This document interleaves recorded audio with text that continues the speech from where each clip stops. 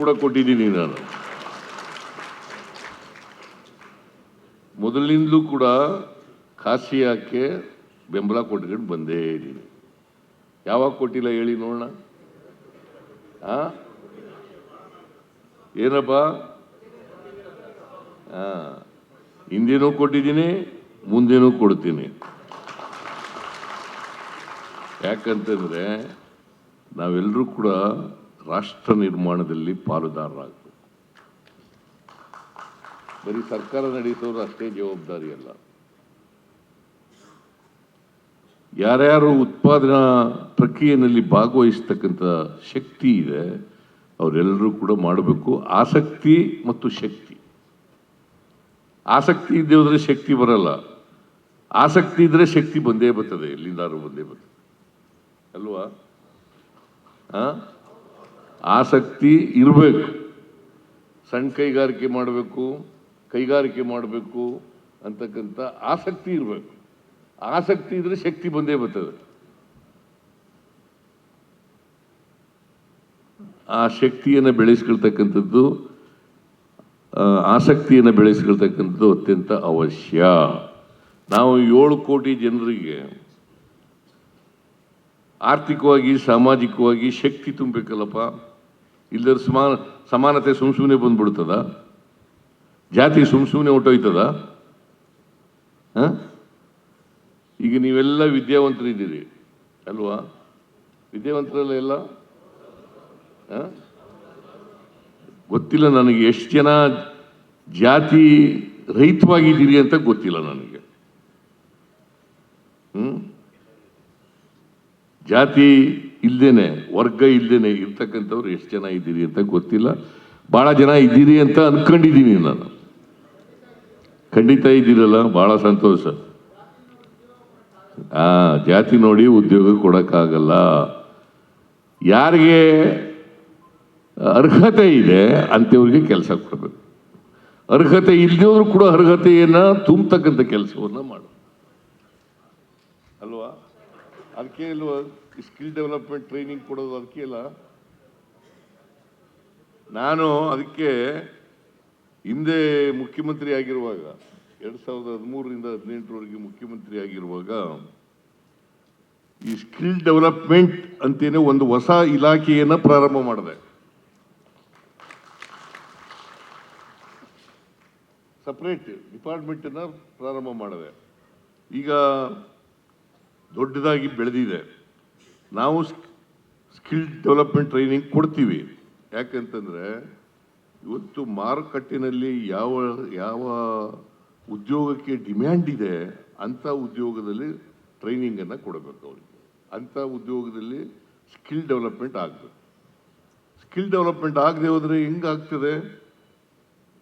ಕೈಗಾರಿಕೋದ್ಯಮಿಗಳು ಎಂಥದನ್ನು ಬಯಸ್ತಾರೆ, ಎಂಥ ಸ್ಕಿಲ್ ಡೆವಲಪ್ಮೆಂಟ್ ಬೇಕಾಗ್ತದೆ ಅಂಥ ಸ್ಕಿಲ್ ಡೆವಲಪ್ಮೆಂಟ್ ಎಲ್ಲ ಕೊಡಬೇಕು. ಅದಕ್ಕೋಸ್ಕರ ನಾನು ಶಿಕ್ಷಣದಲ್ಲೂ ಕೂಡ BE ಓದ್ತಕ್ಕಂಥವ್ರಿಗೆ ಅಥವಾ ITI ಮಾಡ್ತಕ್ಕಂಥವ್ರಿಗೆ ಅಥವಾ ಇನ್ಯಾವುದೇ ಟ್ರೈನಿಂಗ್ ಮಾಡ್ತಕ್ಕಂಥವ್ರಿಗೆ ಅವರೆಲ್ಲರಿಗೂ ಕೂಡ ಮಾರುಕಟ್ಟೆನಲ್ಲಿ ಏನು ಡಿಮ್ಯಾಂಡ್ ಇದೆ ಅಂಥ ಟ್ರೈನಿಂಗನ್ನು ಕೊಡಬೇಕು, ಅಂಥ ಸ್ಕಿಲ್ ಡೆವಲಪ್ಮೆಂಟನ್ನು ಮಾಡಬೇಕು ಅಂತೇಳಿ ನಾನು ಎಲ್ಲ ಸ್ಕಿಲ್ ಡೆವಲಪ್ಮೆಂಟ್ ಇಲಾಖೆಗೆ ಸ್ಪಷ್ಟವಾದಂಥ ಸೂಚನೆಗಳನ್ನು ಕೊಟ್ಟಿದ್ದೇನೆ. ಆ ದಿಕ್ಕಿನಲ್ಲಿ ಈಗ ಕೆಲಸ ನಡೀತಾ ಇದೆ.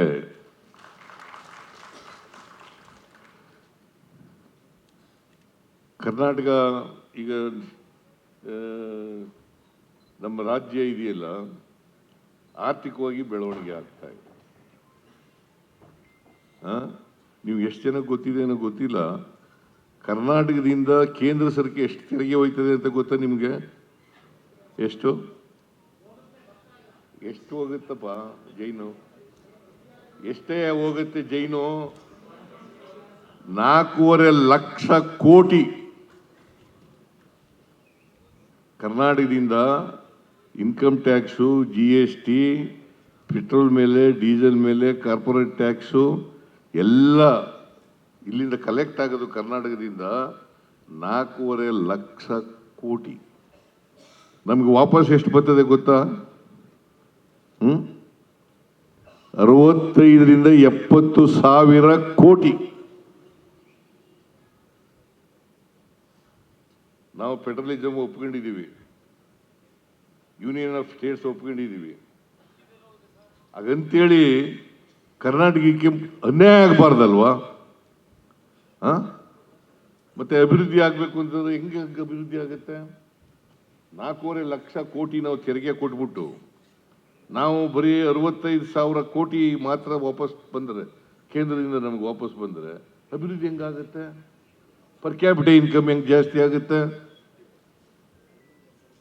ಅಲ್ವಾ? ನೀವೆಲ್ಲ ಯೋಚನೆ ಮಾಡಬೇಕು, ತೆರಿಗೆ ಕಟ್ಟೋರು ನೀವೆಲ್ಲ.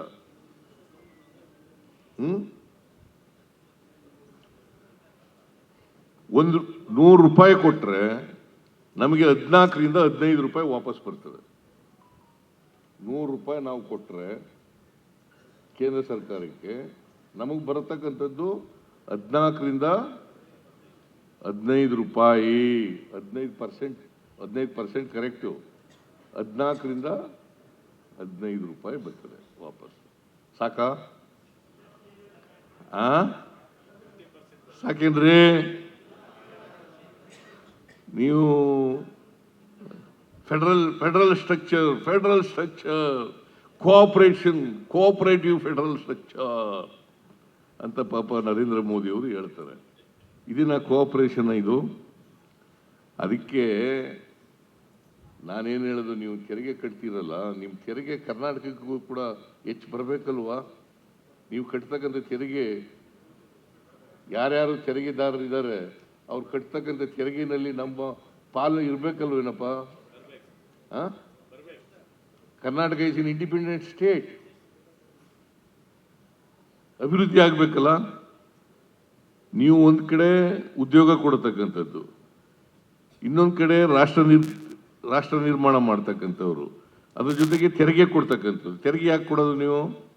ರಾಜ್ಯ ನಡೀಲಿ ಅಂತ ಅಲ್ವಾ? ರಾಜ್ಯ ಅಭಿವೃದ್ಧಿ ಆಗಲಿ, ಅಭಿವೃದ್ಧಿ ಕಾರ್ಯಗಳಾಗಲಿ ಅಂತ ಅಲ್ಲ ಹೇಳೋದು. ಅಭಿವೃದ್ಧಿ ಆಗಬೇಕಲ್ಲಪ್ಪ. ಅದಕ್ಕೆ ನಾನು ನಿಮಗೆಲ್ಲ ಯಾಕೆ ಹೇಳ್ತಾ ಇದ್ದೀನಿ ಅಂದರೆ, ನಿಮಗೆಲ್ಲ ಇದು ಗೊತ್ತಿರಲಿ ಅಂತ. ಭಾಳ ಜನಕ್ಕೆ ಗೊತ್ತಿಲ್ಲ, ಅಲ್ವೇನ್ರಿ?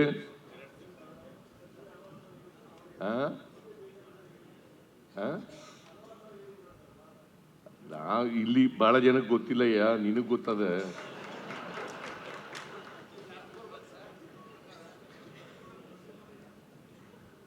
ನಾನು ಹಳ್ಳಿಯವನು, ಹಳ್ಳಿ ಭಾಷೆನಲ್ಲಿ ಮಾತಾಡ್ತೀನಿ ನಾನು, ಗೊತ್ತಾಯ್ತಾ? ಆದರೂ 16 ಬಜೆಟ್ ಮಂಡಿಸಿದ್ದೀನಿ ನಾನು.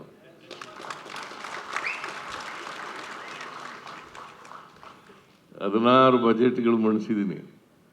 ಸೊ ಅದಕ್ಕೆ ನಾ ಯಾಕೆ ಹೇಳ್ತಾ ಇದ್ದೀನಿ ಅಂತಂದರೆ, ಕರ್ನಾಟಕ ರಾಜ್ಯ ಅಭಿವೃದ್ಧಿ ಆದರೆ ದೇಶ ಅಭಿವೃದ್ಧಿ ಆಗಲಿಕ್ಕೆ ಸಾಧ್ಯ. ರಾಜ್ಯ ಸೊರಗಿದ್ರೆ ದೇಶ ಸೊರಗುತ್ತೆ. ರಾಜ್ಯಗಳು ಈಗ ಕೇಂದ್ರ ಸರ್ಕಾರ ಅಂದ್ರೇನು? ಯೂನಿಯನ್ ಆಫ್ ಸ್ಟೇಟ್ಸ್ ಅಲ್ವಾ? That is what our constitution says. ಗಣರಾಜ್ಯ, ಯೂನಿಯನ್ ಆಫ್ ಸ್ಟೇಟ್ಸ್, ರಾಜ್ಯಗಳ ಸಂಯುಕ್ತ ಸರ್ಕಾರ ಅದು. ನಾವೆಲ್ಲ ತೆರಿಗೆ ಕೊಡ್ತೀವಿ, ಅವ್ರದ್ದೇ ಆದಂಥ ತೆರಿಗೆ ಕ್ಷೇತ್ರ ಇಲ್ಲ ಅವರಿಗೆ. ನಾವು ಕೊಡೋ ತೆರಿಗೆಯಲ್ಲಿ ಅವರು ಮಾಡೋದು. ಸೊ ಅವ್ರಿಗೆ ನಾವು ಅದಕ್ಕೆ ಕನಿಷ್ಠ ಪಕ್ಷ 50% ಆದ್ರೂ ಕೊಡ್ರಿ ನಮಗೆ ವಾಪಸ್ಸು ಅಂತ ಕೇಳ್ತಾ ಇದ್ದೀವಿ ನಾವು. 50% ನೀವು ಇಟ್ಕೊಳ್ಳಿಯಪ್ಪ ಓಲಿ. ನಿಮಗೆ ವಿದೇಶಾಂಗ ಇದೆ, ರಕ್ಷಣಾ ಇದೆ, ಬೇರೆ ಬೇರೆ ಇಲಾಖೆಗಳೆಲ್ಲ ಕೇಂದ್ರ ಸರ್ಕಾರ ಮಾಡ್ತದೆ, ನೀವೆಲ್ಲ ಇಟ್ಕೊಳ್ಳಿ. ಈಗ ಏನು ಮಾಡ್ತಾರೆ ಕೇಂದ್ರ ಸರ್ಕಾರದವರು? ತೆರಿಗೆ ಪಾಲು ಕೊಡಬೇಕಲ್ಲ, ಈಗ GST ಪಾಲು ಕೊಡಬೇಕಲ್ಲಪ್ಪ. ಅದ್ರ ಬದಲು ಏನು ಮಾಡಿಬಿಡ್ತಾರೆ? ಸೆಸ್ಸು ಸರ್ಚಾರ್ಜ್ ಅಂತ ವಸೂಲು ಮಾಡಿಬಿಡೋದು. ಸೆಸ್ನಲ್ಲಿ ಸರ್ಚಾರ್ಜ್ನಲ್ಲಿ ನಮಗೆ ಭಾಗ ಇಲ್ಲ. ಸೆಸ್ ವಸೂಲು ಮಾಡ್ತಾರೆ, ಸರ್ಚಾರ್ಜ್ ವಸೂಲು ಮಾಡಿಬಿಡ್ತಾರೆ, ಸರ್ಚಾರ್ಜ್ ಅಂತ ಹಾಕ್ತಾರೆ.